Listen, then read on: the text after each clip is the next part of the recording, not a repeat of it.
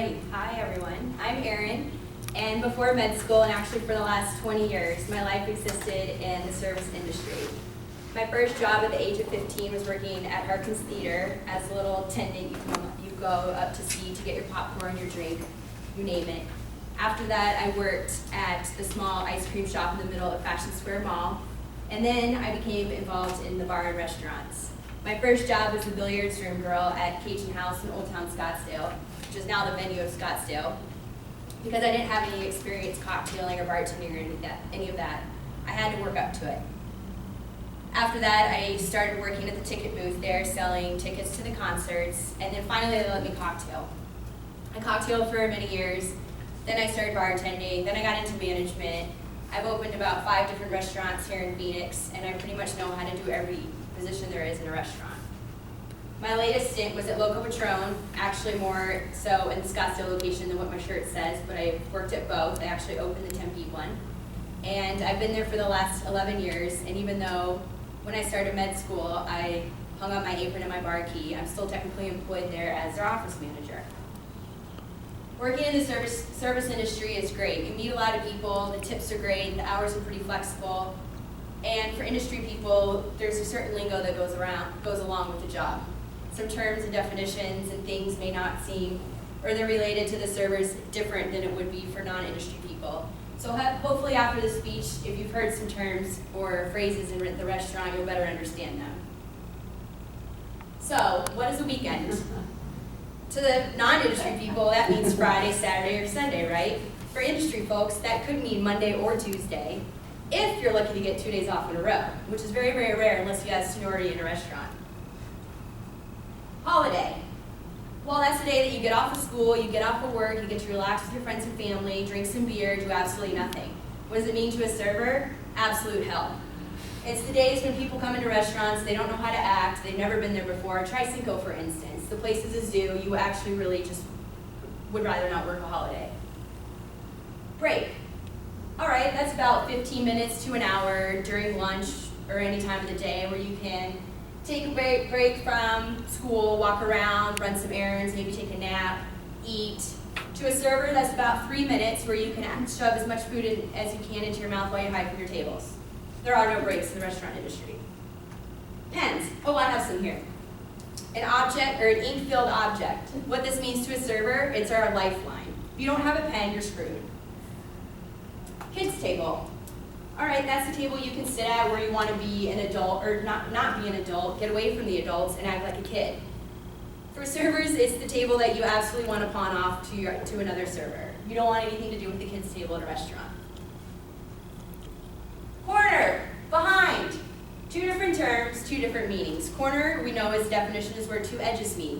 For a server, it's that term it's the phrase that you yell out so you don't run into someone with your huge plate of nachos in your hand. Or behind, it means behind someone, or actually maybe referring to someone's backside. But if you are a server, you will inadvertently say behind to someone walking in front of you, and it'll be absolutely hilarious because they'll have no idea what you're talking about. 86. Well, that's the number between 85 and 87, right?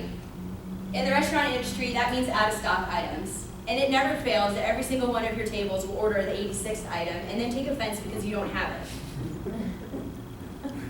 After-work drinks. That's usually happy hour, cheap drinks out with your friends. Well, for people in the service industry, it's usually right before last call, you get off so you can go get that drink, and then you party till the sun comes up, and then do it all over the next day. Weeds. Those are those little pesky things that you find in your backyard. Nope, not in the service industry. That means it's a moment in time when you actually really question the reason why you were working at this job, and you are so busy that you want to pull your hair out. It's happened many times to me, and I'm sure anyone that's ever worked in the bars. Campers. These are my favorite. These people like to, well, for non-industry people, they're people that go on a vacation, they bring their RV, their tent on a beach or in the middle of nowhere.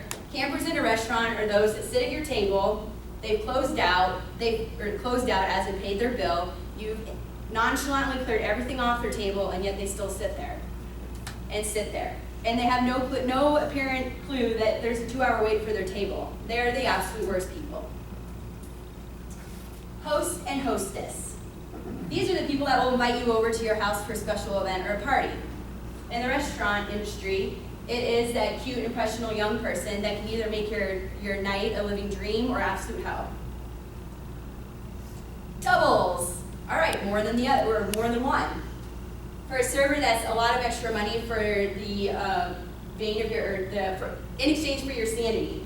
That means working more than one shift, which is considered a double, so you can work anywhere from 12 to 14 hours a shift. Substitutions. All right, that's making something in place of another. For servers, it's a vein of our existence.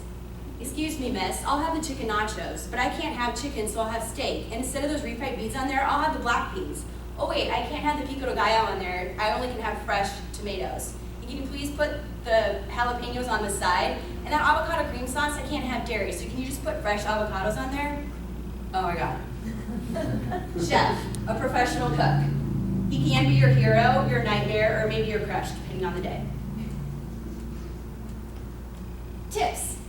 Tips. Anyone can give you a tip. Something to do, advice. For servers, it's literally our existence. It's your rent, it's your gas money, it's your food. It's how you pay for everything. Top. This is the top of something, the highest amount. In the service industry, it means the amount of people that are at a table. So if you ever hear someone say 2 top, 5 top, 10 top, did you get that 2 top at table 22? We got a 10 top walking in. That means how many people are coming to a table. And closing time. The restaurant closes at 10. Thank God we got here at 9:55. And that concludes my presentation on the life of a server. I hope you enjoyed it and learned a little bit more about life in the restaurant industry. Thank you.